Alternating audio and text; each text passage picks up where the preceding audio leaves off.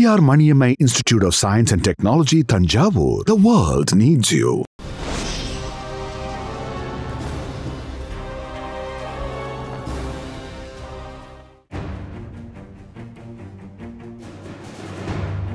Israel Iran யுத்தத்தை எதற்காக வலிந்து நிறுத்தியது அமெரிக்கா? இந்த கேள்விக்கு பல காரணங்கள் கூறப்படுகின்றன. பொதுப்பரப்பில் பல்வேறு ஆய்வாளர்களினாலும் கூறப்பட்டு வருகின்ற காரணங்கள் எல்லாமே உண்மையா இல்லையா, ஏற்றுக்கொள்ளக்கூடிய காரணங்களா அல்லது ஏற்றுக்கொள்ள முடியாத காரணங்களா என்பதை கடந்து அவைகள் அத்தனையுமே அந்தந்த ஆய்வாளர்களினது பார்வைகள், அவர்களது கோணத்திலான அனுமானங்கள். நேற்றைய தினம் என்னுடன் பேசிக் கொண்டிருந்த ஒரு பிரித்தானிய ராணுவ ஆய்வாளர் அமெரிக்கா எதற்காக ஈரானுடனான இஸ்ரேலின் சண்டையை நிறுத்தியது என்பதற்கு ஒரு வித்தியாசமான காரணத்தை கூறியிருந்தார். அவரது பார்வையைத்தான் இன்றைய உண்மையின் தரிசனம் நிகழ்ச்சியில் உங்களுடன் பகிர்ந்து கொள்ள விரும்புகின்றேன். ஈரானை பொறுத்தவரையில் அதனது பிரேக்கிங் பாயிண்ட் என்பது மிகவும் ஆபத்தானது. தீவிர இஸ்லாமிய சித்தாந்தங்களை அடிப்படையாக கொண்டு கட்டியமைக்கப்பட்டுள்ள ஈரானிய ராணுவம் ஒரு மரபு ரீதியிலான ராணுவமாக இருக்கும் வரைக்கும் தான் அதன் மீது அமெரிக்கா, இஸ்ரேல் போன்ற அதனது எதிரிகளால் தாக்குதல் நடத்த முடியும். ஈரானின் ராணுவம் ஒரு கட்டளை பீடத்தின் கட்டுப்பாட்டில் இருக்கும் வரைக்கும் தான் அதனுடன் ஒரு யுத்தத்தை யாருமே செய்ய முடியும். எப்பொழுது ஈரான் ராணுவம் அரசியல் சார்ந்த அணுகுமுறைகளை கொண்ட ஒரு தலைமையில் இருந்து விலகுகின்றதோ அதை போன்ற ஒரு ஆபத்து வேறு எதுவுமே இருக்க முடியாது. அதாவது ராஜதந்திர அணுகுமுறைகளை உள்ளடக்கிய தந்திரோபாயத்தில் இருந்து பின்வாங்கி வெறுமனே இஸ்லாமிய மார்க்க சித்தாந்தத்தின் அடிப்படையில் தன்னிச்சையாக செயற்படுகின்ற ஒரு புள்ளிக்கு ஈரான் ராணுவம் வந்துவிட்டால் மிகப்பெரிய ஆபத்தை உலகம் சந்திக்க வேண்டி ஏற்படும். இன்னும் குறிப்பாக கூறப்போனால் ஈரான் ராணுவம் ஒரு ஜிஹாத் யுத்தம் என்கின்ற ஒரு வடிவத்தை நோக்கி செல்ல ஆரம்பித்து விட்டால் அதன் பின்னர் அதனை எதிர்கொள்வது என்பது மிக மிக கடினமான ஒரு விடயமாகிவிடும். மத்திய கிழக்கை பொறுத்தவரையில் ஈரானின் படைத்துறைதான் ஒப்பீட்டளவில் மிக மிக அதிக படைப்பலத்தை கொண்ட ஒரு இராணுவ கட்டமைப்பு. ஈரானின் ஆர்டெஷ் என்று அழைக்கப்படுகின்ற Islamic republic of Iran army மற்றும் சேப்பா என்ற பெயரில் அழைக்கப்படுகின்ற இஸ்லாமிக் ரெவல்யூஷனரி கார்ட் கார்ப்ஸ் உள்ளடங்களாக சுமார் 9,60,000 படை வீரர்களை கொண்ட ஒரு படை கட்டமைப்பு தான் ஈரானின் ராணுவம்.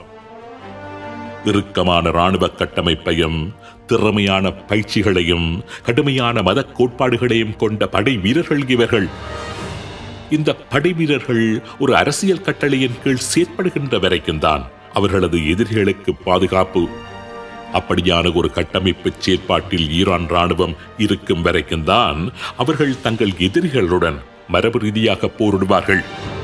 எப்பொழுது இவர்கள் போராளிகளாக மாறி கரந்தடிப்படையிலான ஒரு ஜிஹாத் யுத்தத்தை புரிய ஆரம்பிக்கின்றார்களோ மிகப்பெரிய ஆபத்தாக அவர்கள் மாறிவிடுவார்கள். அவர்களை கட்டுப்படுத்தும் எந்த வரையறையும் இருக்காது. மரணிக்கும் வரை போராடுவார்கள். எதிரிகளை அழிப்பதற்காக தங்களை அகுதியாக்கிக் கொண்டு கடுமையான யுத்தத்தை புரிவார்கள். உலகிலேயே எந்த ஆக்கிரமிப்பாளர்களினாலும் வெல்ல முடியாத நீண்ட வரலாற்றை கொண்டவர்கள்தான் ஈரானியர்கள். மத்திய கிழக்கு முழுவதையும் ஆக்கிரமித்து ஐரோப்பா வரை தனது எல்லைகளை விஸ்தரிக்க முயன்ற ஒட்டோமான் பேரரசால் கூட அதன் அருகில் இருந்த பாரசீகத்தை, அதாவது ஈரானை ஆக்கிரமிக்க முடியவில்லை என்பதில் இருந்தே ஈரானியர்களின் ஓர்மம் எப்படிப்பட்டது என்பதை விளங்கிக் கொள்ள முடியும். எனவே ஈரான் படைத்துறையின் அரசியல் அச்சாணியை பிடுங்குவது போன்ற ஒரு ஆபத்து வேறு எதுவுமே இருக்க முடியாது. ஈரான் மீது இஸ்ரேல் மேற்கொண்ட தாக்குதல்கள் கிட்டத்தட்ட அப்படியான ஒரு நிலையை நோக்கித்தான் ஈரான் படைத்துறையை இட்டுச் சென்று கொண்டிருந்தது. இஸ்ரேலின் தாக்குதல்கள் ஈரான் ராணுவத்தை ஈரானின் அரசியல் தலைமையில் இருந்து கலட்டிவிடும் ஆபத்தை நோக்கி சென்று கொண்டிருந்த தருணத்தில் தான் அமெரிக்கா இஸ்ரேலை பிடித்தெழுத்து நிறுத்திவிட்டிருந்தது. 12 நாட்கள் நடந்த சண்டைகளில் ஈரான் ராணுவத்தின் அந்த பிரேக்கிங் பாயிண்டை இஸ்ரேல் நெருங்கிவிட்டிருந்ததை அமெரிக்கா அறிந்து கொண்டதால் தான் இஸ்ரேலின் தாக்குதலை அமெரிக்கா பலவந்தமாக தடுத்து நிறுத்தியிருந்தது. ஈரான் மீது இஸ்ரேல் மேற்கொண்ட கடுமையான தாக்குதல்கள் காரணமாக ஈரானின் ராணுவ கட்டமைப்பை சிதைக்கும் ஒரு புள்ளிக்கு இஸ்ரேல் வந்துவிட்டிருந்தது.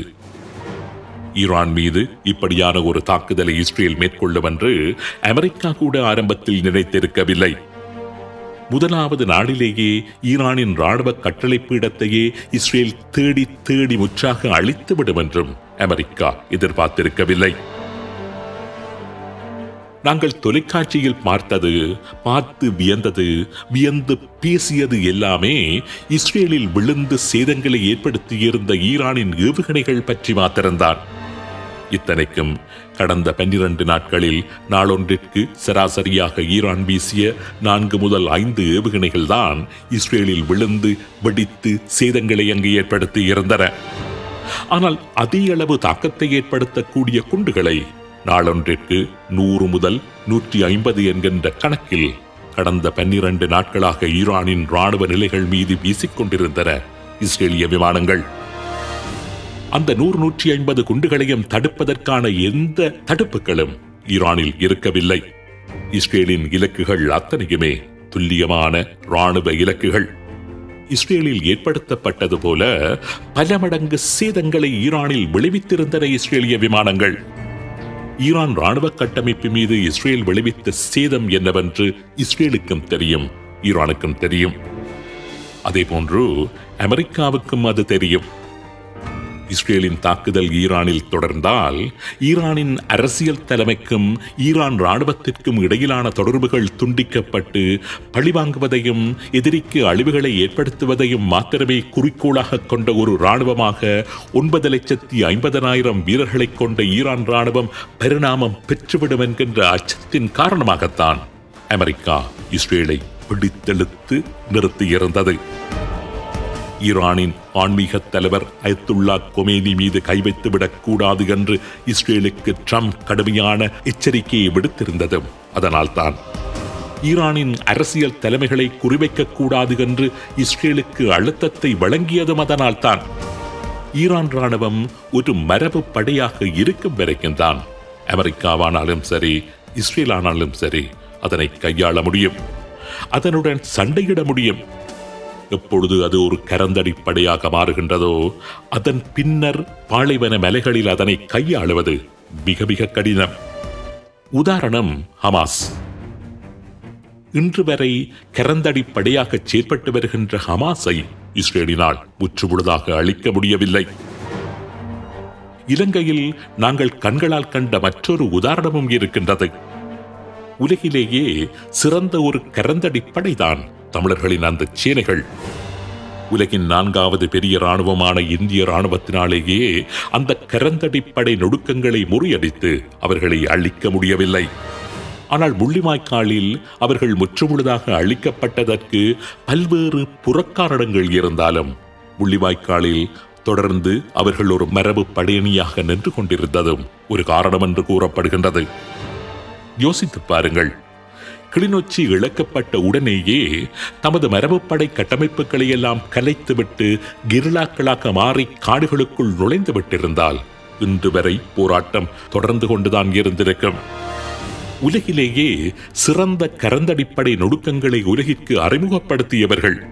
கரந்தடிப்படை வியூகத்தில் அவர்களை வெல்லுவதற்கு யாராலுமே முடியாது. கரந்தடிப்படை என்பதே மறைந்திருந்து தாக்குவது. ஆனால் கடைசியில் கரந்தடிப்படை தாக்குதலை மேற்கொள்வதற்கு ஏதுவில்லாத ஒரு வெட்ட வழியில் தான் அந்த மரபு படையணிகள் நின்று கொண்டிருந்தன. கடற்கரையில் வெட்ட வழியில் இராணுவ சீருடை தரித்து காவல்துறை போன்ற கட்டமைப்புகள் சகிதமாக களமாடிய அந்த மரபு படை கட்டமைப்பு தான் எதிரிகளால் இறுதியில் அவர்கள் இலகுவாக அழிக்கப்படுவதற்கு காரணமாக இருந்தது.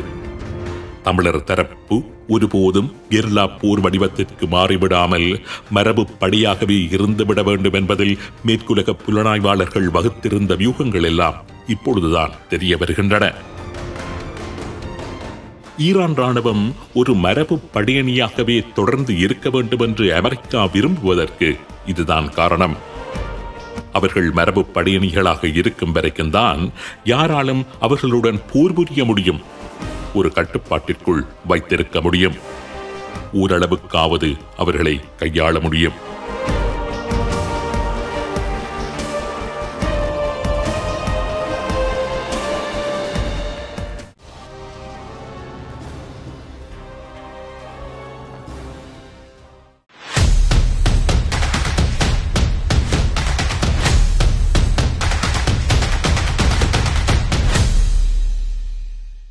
Periyar Maniammai Institute of Science and Technology, Tanjavur. The world needs you.